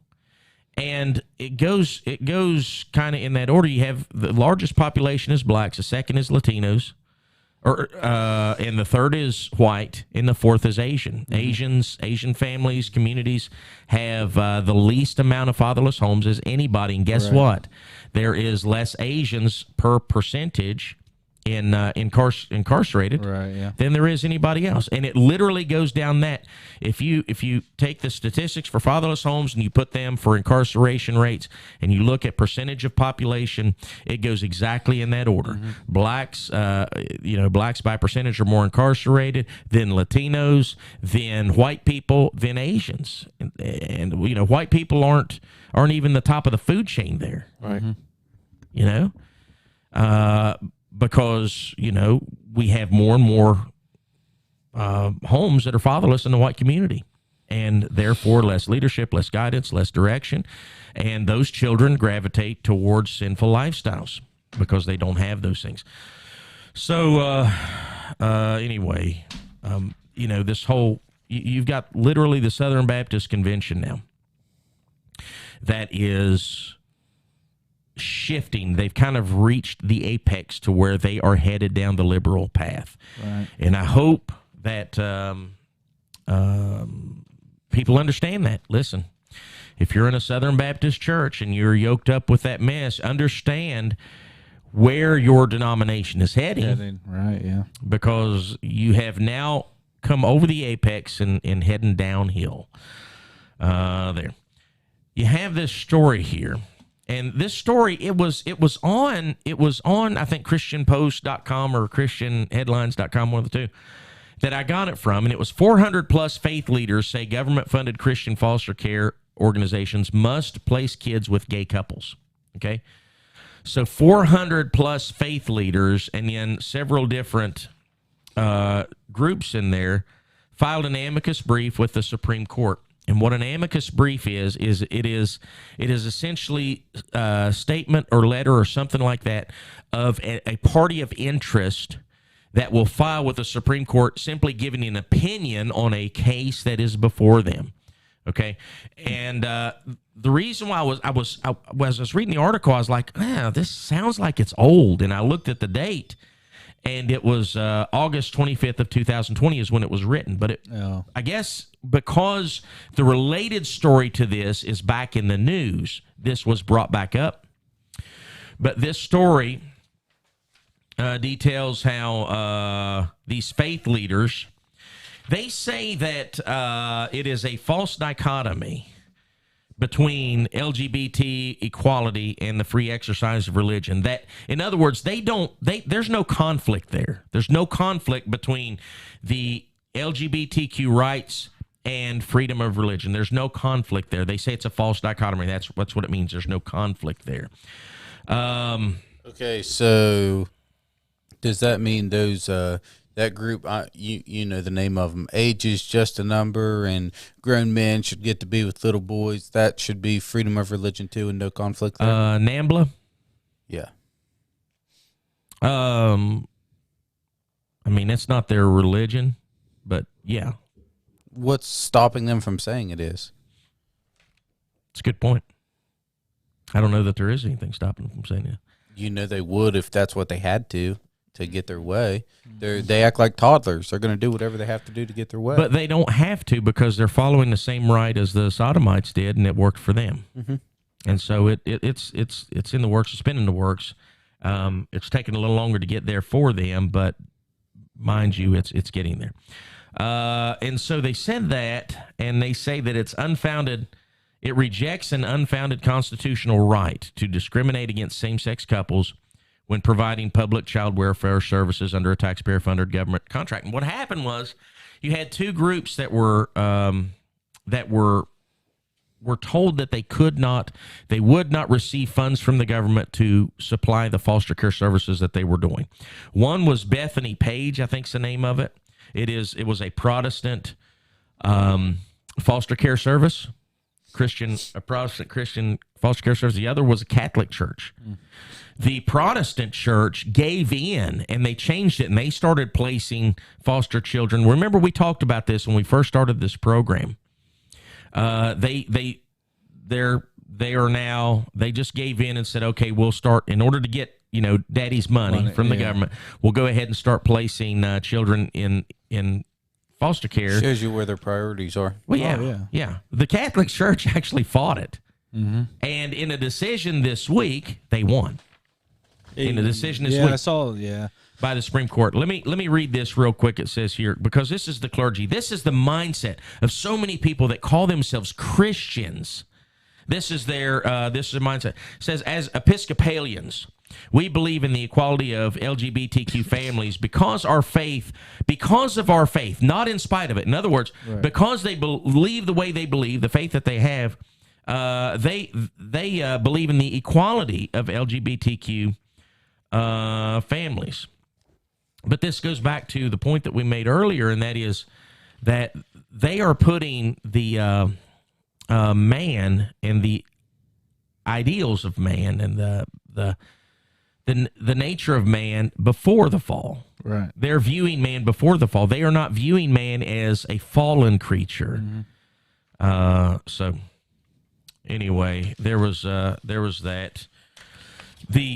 The decision that came down this past week was from the Supreme Court that went in favor of the Catholic Church, and the decision didn't make any liberals happy whatsoever, because it was a unanimous decision. Right, yeah. Oh wow! Yeah, 9-0.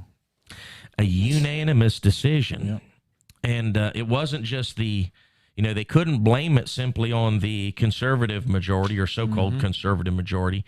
Came down with a 9-0 decision. Catholic Church has been making a lot of sense lately. Well, see here. All right, Billy. No. With the whole them confronting Biden and stuff about him, they're not going to give him communion and stuff, which I don't understand what all that means anyway. Because on Sunday he says I'm part of this group, but on Monday he goes and supports abortion and same-sex marriage and stuff like that. Right. And they said we can't do this. We can't condone this type of behavior and stuff. Yeah, and it's a shame. It's a shame that you have Catholics who, I do not label that as Christianity. Nope.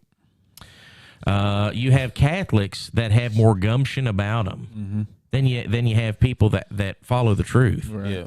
What you just said reminded me. I saw this joke earlier this week. This little kid asked his dad, says, "Dad, do all fairy tales start out a long time ago?" Or I forget what he said. He said, "No, sometimes they start out with when I get elected into office, ... Oh, jeez. Yeah. All right. Well, I think we're going to forego our last break so I can get through some of this news. I'm calling the union. Well, you're gonna like this next story. Well, back to an election. Speaking of election, anyone read the newspaper this week? Anyway, I can't read. Anyway, the St. Mary's City Council was the difference of the new seat was decided by coin flip. Like there was a coin flip to see who won the election. Because it was tied 13-13, and the Secretary of State said that they could decide it by a coin flip. There was only 26 people that voted for what? Yeah, the St. Mary's City Council and mayor and all that. Yeah. Okay. Coin flip. Mm-hmm. Wow. It was in the front page. 26 people voted. Yeah. Anyway. All right. So is this more church news? No, this is. We'll get to more here in a minute. This is an off the cuff story here. Victoria's Secret. Oh my goodness! Is this the Megan wrapping up? No, don't spoil my thunder here. All right.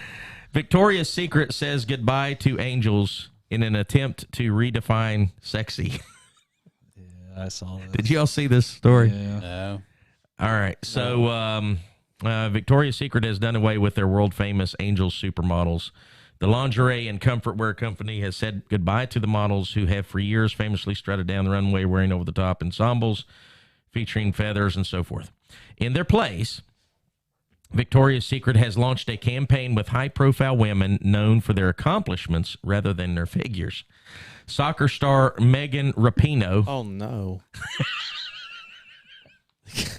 Megan Rapinoe, freestyle skier Eileen Gu, model and advocate Paloma Essler, actress Priyanka Chopra Jonas, transgender model Valentina Sampiano, model and South Sudanese refugee Udet Ekach, and photographer Amanda de Catanet are among those to spearhead the campaign. And so they'll be consulting and modeling, and it says here, the women will work with the retailer to redefine what the word sexy means in the company as the company faces competition and pressure to be inclusive of women with various body types, not to mention internal strife. Mm-hmm. Now, Victoria's Secret hopes to become a global advocate for female empowerment. Their chief executive, Martin Walters, per the Times, when the world was changing, we were slow to respond, said Walters. We needed to stop being about what men want and be about what women want. I tell you right now, that is wonderful. There is not much more empowering than getting half naked and selling your body. Half naked? That's almost all naked. Seriously, that is even great. Like walking through the mall. That was going to be my thought. Every time I go to walk past a store, the Victoria's Secret store, it's like when you're at Walmart and somebody is half naked walking past you, and you kind of got to intentionally divert your eyes. Yeah, I feel dirty walking past the Victoria's Secret in the mall. But when it comes to a business model, the business model for Victoria's Secret is to sell. There's not very many secrets in that store, right? Yeah, there ain't no secrets in them clothes. Secrets. But it's amazing, a couple of things that caught my eye about this story was they're trying to redefine the word sexy, okay? And that goes back to the argument, and the reason why we looked at some of those definitions and things earlier is because, words mean things. Yeah. But we are literally living in a time where you've got Merriam-Webster's just changing the definitions of words to suit whatever. Yeah. It's amazing to me. We squabble over the definitions of what the word sexy means. I can tell you this. I don't understand, just from a business model perspective, if your goal is to try to sell, slutty clothes. You don't put them on, a gay girl that looks like a 12-year-old boy. Right. I don't understand that as a business model, how that's supposed to achieve anything. But to redefine words is a problem we have in our society. Right. It really is. And that you said changing words and stuff. It's like the different versions of the Bible. It's like begot for me is a big word that they changed in the NIV and stuff because it means something. Right. Now, and John 3:16 is a big one when it says, "For God so loved the world that He gave His only Son." No, He gave His only begotten Son. Right. Because I'm a son of God. Right. But I'm not His only begotten. Or like back in Abraham begot Isaac, but it doesn't say that he begot Ishmael because Isaac was Abraham's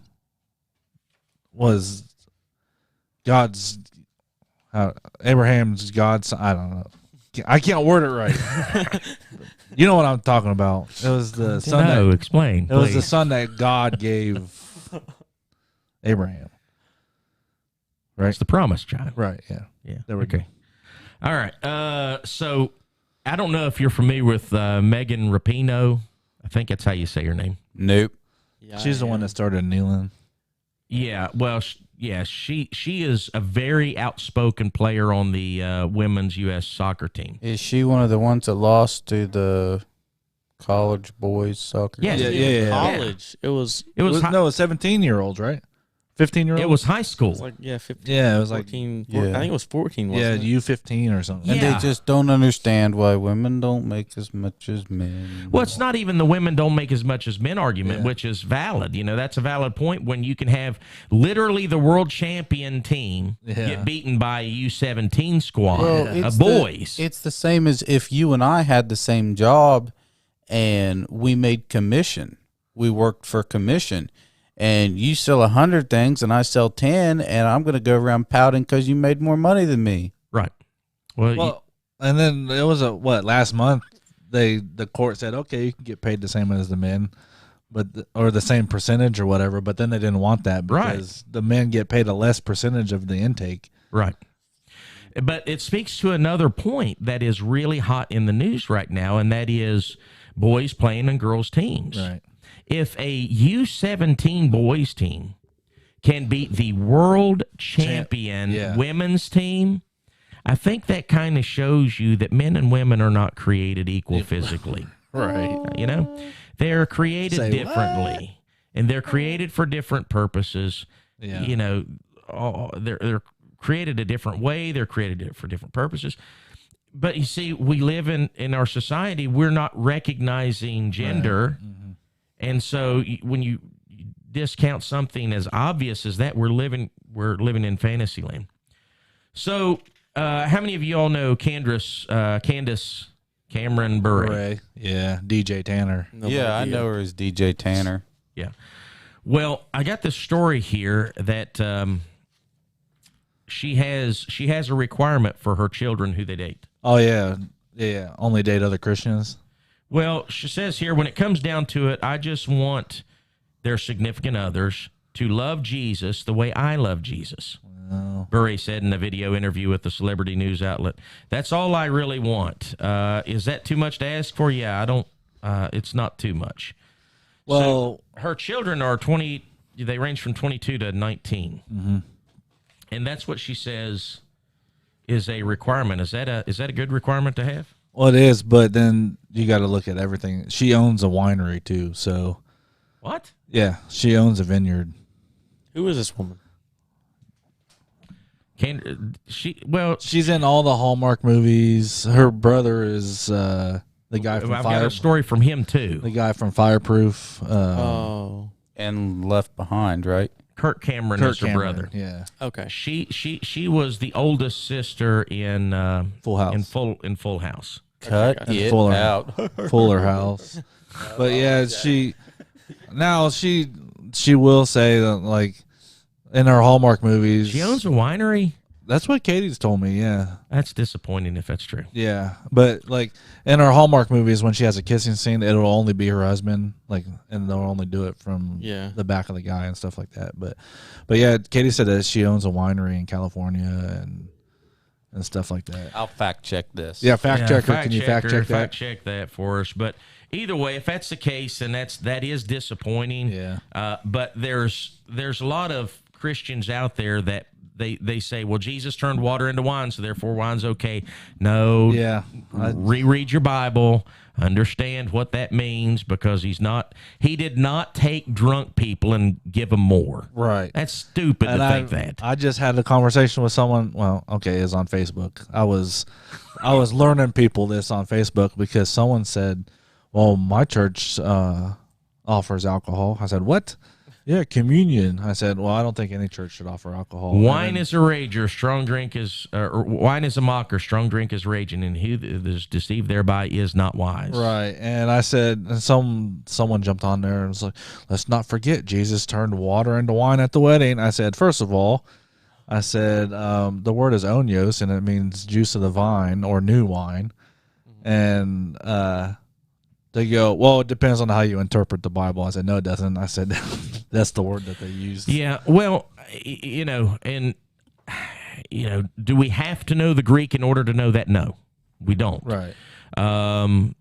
Because, like I said, if you compare different contexts in which that is used, and we obviously know that there is fruit of the vine that is not been fermented. Right. And non-alcoholic, and then alcoholic, which has, and understanding that, and in understanding the context of the different places in which it's mentioned, we understand that Jesus did not give those who had well drunk. Right. They weren't drunk in that sense. Yeah, they had just had plenty of it. Yeah. He did not give drunkards more alcohol. Right. He didn't do that. That is only if you take the Bible to be perfect, which I do, and you understand that the same God that turned water into wine is not the same. I mean, he would not have done that, and also written in Proverbs, the verse I just quoted. Right. It's the same God wouldn't have done that. But and he's not going to lead you to sin either. He's not going to lead, because everyone knows alcohol leads to sin. That's in James. Let no man say he is tempted of God. Right. It's true, by the way. She says, my faith is really the foundation of who I am, and it is. But, and I want to take this one step further, because I had a conversation with a woman that I worked with. She was a Lutheran. And, she claimed to be a Christian. Of course, I claim to be a Christian. But there's a lot of people that claim to be a Christian today, right? I would not approve of my children seeing someone that is not a Christian. Right. Would not approve of that. Not only, but I would go one step further, and that is I would not approve of them dating someone who was not of like-minded faith. In other words, whether it was, if they were, from the United Methodist Church, or if they were of the Pentecostal background or something like that, I wouldn't approve of that either, or Lutherans and stuff like that, because there is so much divergence. Right. So much divergence. And the fact of the matter is, she makes the statement, and I hope it's correct. And it's, at least in part, it sounds like it. You threw me for a loop with the whole winery thing. But she makes a statement. She says, my faith is really the foundation of who I am, and it should be. Our faith should be the foundation. It should, from that point, everything in our life should sprout from. Every aspect of our life should be rooted in our foundation, which should be our faith. And if you are of an independent Baptist mindset, and you are trying to reconcile that with someone that is of this New Age contemporary United Methodist mindset, or the Lutheran mindset, or the Church of Christ mindset, or the Mormon mindset, or the Catholic mindset, any of those things, if you're trying to reconcile those, you're going to find very little foundation to agree upon. Right. Yeah. And if you find such little foundation to agree upon, what type of foundation is your relationship going to be? Because your relationship ought to be founded in Christ as well. Yep. Are you distracted over there? Yeah. It's true. They purchased a 2-acre farm in Napa Valley called the Napa Wine Project, and you can buy it. It's called, how do you say the last name? Beret Family Wines. Beret. It was founded by Val Beret and his wife, Candace. Which is her husband. Her husband wanted to do it because when he was traveling all over the world playing hockey he truly discovered his love for authentic food and wine. Mm-hmm. Well, that's disappointing. Her brother here, I've got another story here. We've got about 10 minutes left. Her brother, Kirk Cameron. I like him. I like Kirk. I don't agree everything with him doctrinally. No. You know, he doesn't use the King James Bible, but I think he's authentic. I think he does love the Lord. I just think he's and you know, he lives his faith. I've got a lot of respect for him.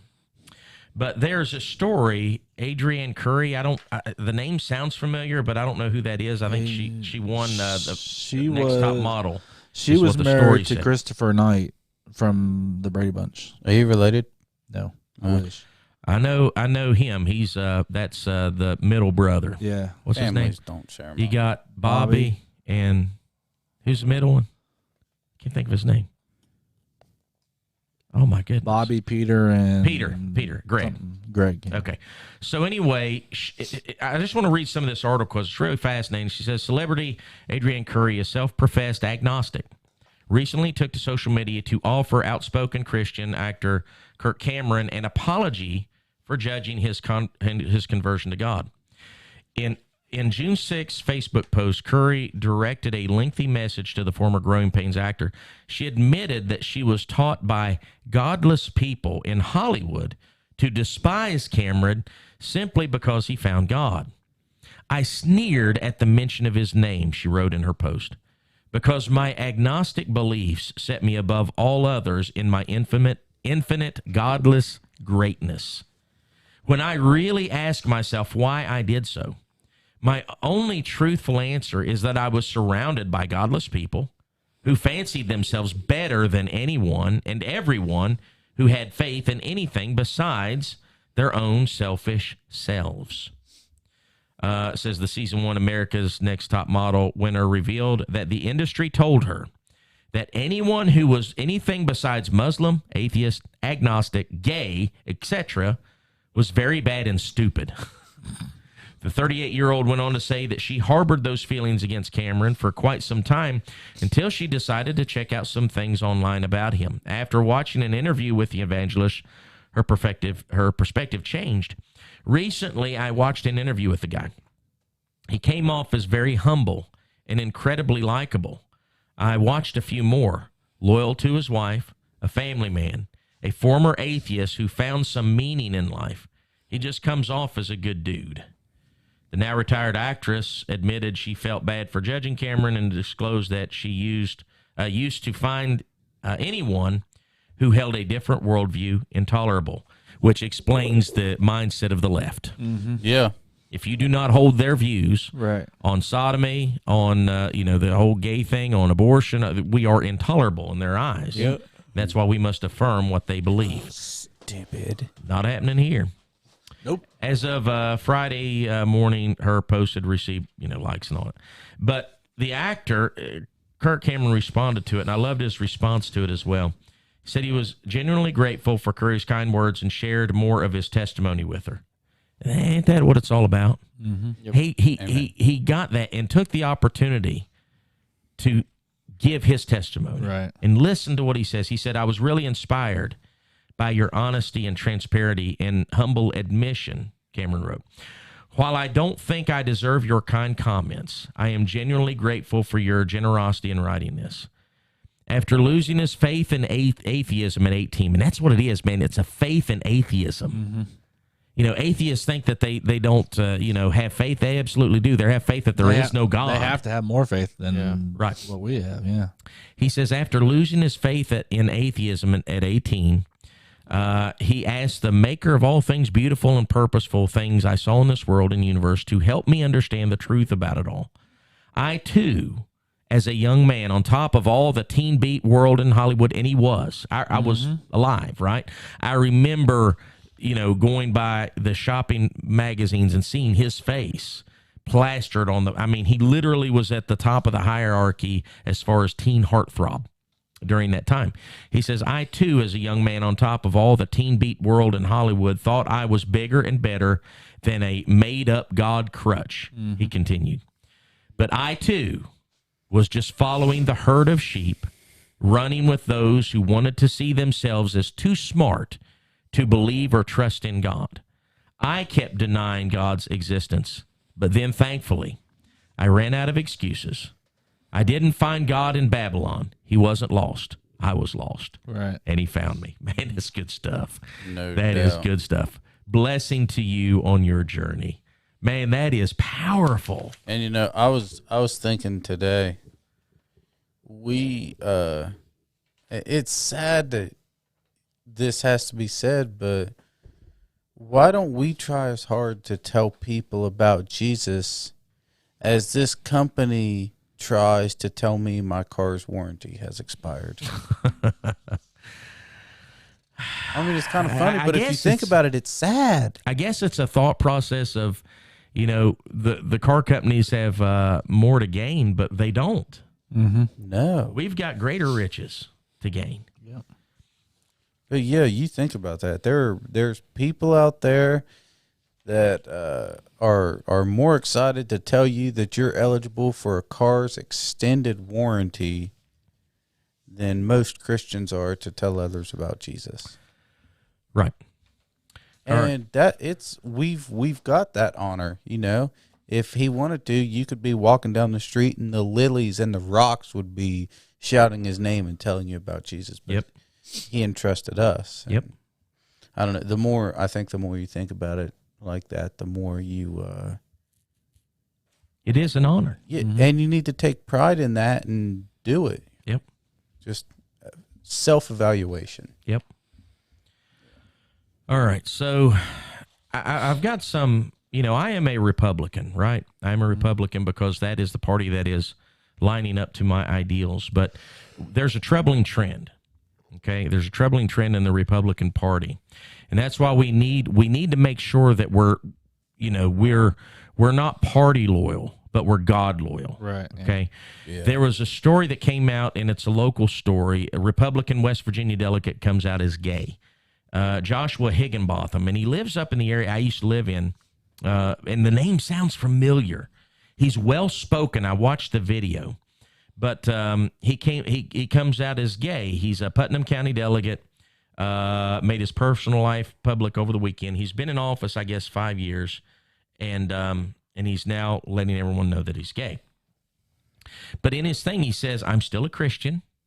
I'm still a conservative Republican. That's really rare to see in a place like Appalachia, but I think that people understand that you can be pro-life, you can be pro-Second Amendment, and still be gay. Okay?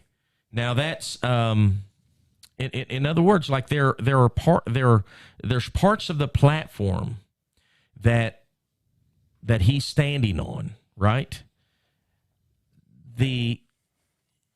When you think about it, the whole Sodom agenda, as far as marriage between a man and a woman, I don't even know if it's still in the Republican Party platform, and that's troubling to me. Because what you have here, I've got this other story that came out last week, and that is, I think it was last week, it might have been before that. I had this story for last week in response to it, but the GOP national chair endorsed LGBT, the Pride Month. She sent out a tweet and said, Happy Pride Month, McDaniel wrote. The Republican Party is proud to have doubled our LGBTQ support over the last 4 years, and we will continue to grow our big tent by supporting measures that promote fairness and balance protections for LGBTQ Americans and those with deeply held religious beliefs. Talk about some sheep. The DNC doesn't care who you love or what you love or anything like that. But if there's a sentence that they can say to get you to vote for them. That's not the DNC. That's the RNC.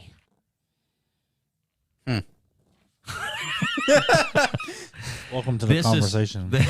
This is the Republican Party that is saying this. So the Republicans are going to try what the DNC is doing. It just seems like as time goes on, they'll say just about anything, and what they say doesn't line up with what they do, minus a few of them.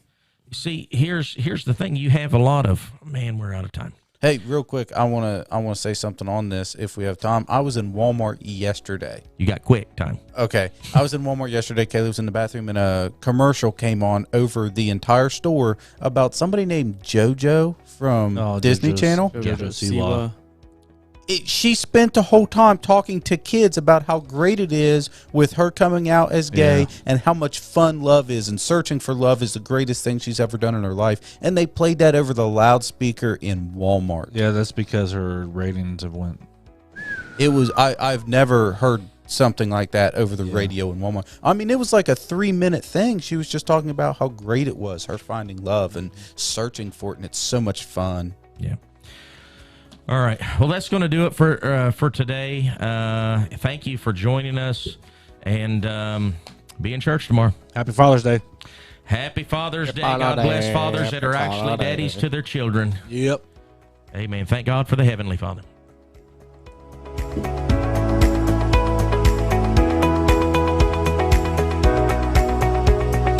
GNGR, Clean and Grow Radio. Weekend Review.